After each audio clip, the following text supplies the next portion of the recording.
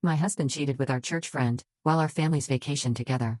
I 32F never imagined I'd end up writing something like this, but even 2 years after my divorce, I'm still trying to understand how the life I built for nearly a decade collapsed in the ugliest way possible. My ex-husband 33M and I were high school sweethearts. We married right after graduation, grew up together in every sense of the word, and had children we adored. We survived the rough early marriage years, the financial struggles, the late-night arguments over nothing and everything, and I truly believed we had created something strong and stable.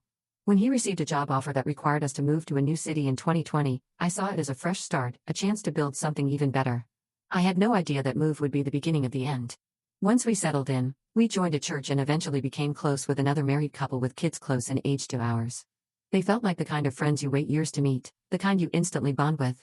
We alternated dinners at each other's houses, let our kids swim in their pool all summer, and even took 2 family vacations together. Their home felt like an extension of ours. Looking back, I can't believe I missed the signs. In the summer of 2021, the husband, I'll call him Mark, offered my husband a job helping manage his business. It was growing quickly and needed someone reliable in the field with him. I didn't love how intertwined our families were becoming, but everyone acted like it was a blessing. Slowly, my husband began spending more and more evenings helping out or doing paperwork with Mark's wife, supposedly while Mark was away on jobs. I asked a few times if everything was okay, and my husband always brushed it off with a smile, telling me I was overthinking. 6 months later, in early 2022, a mutual friend pulled me aside and told me he heard my husband and Mark's wife were Snapchatting constantly. Not quick updates. Real messages. Daily streaks. Nighttime notifications. Stupid emojis that meant more than he claimed. When I confronted my husband, he acted annoyed and said it was work talk. I convinced myself I was being paranoid. I regret that deeply. By March, everything exploded at once. Mark's wife's phone was discovered by Mark himself, and suddenly the affair was out in the open. Messages, photos, timestamps, locations, months and months of betrayal spelled out in brutal clarity. My husband finally admitted they had been sleeping together for around 6 to 8 months.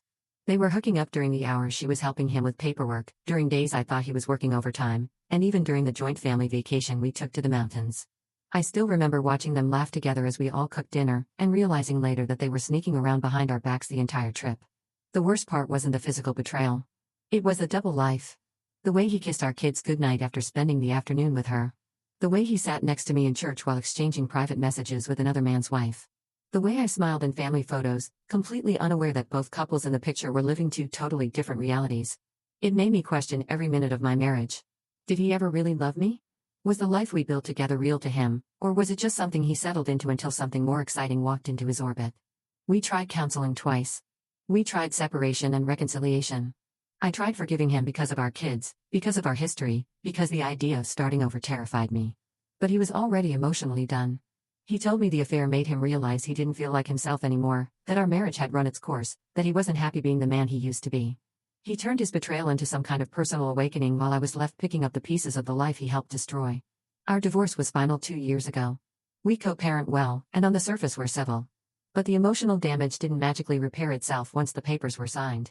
Every time our kids pack a bag to switch houses, every time I drive past a place we visited with that couple, every time a memory from those years pops up on my phone, the sting comes back.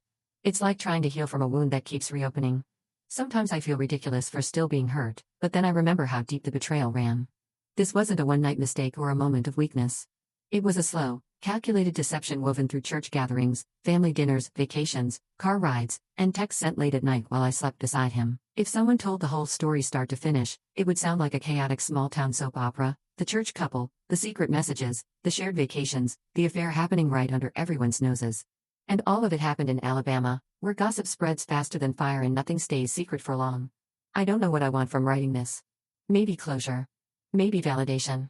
Maybe just the comfort of saying out loud that the hurt never fully went away. I'm stronger now, but there's a part of me that's still standing in 2022, staring at a phone screen filled with messages that rewrote the last 9 years of my life. I've rebuilt so much since then, but every now and then, the weight of what happened hits me all over again.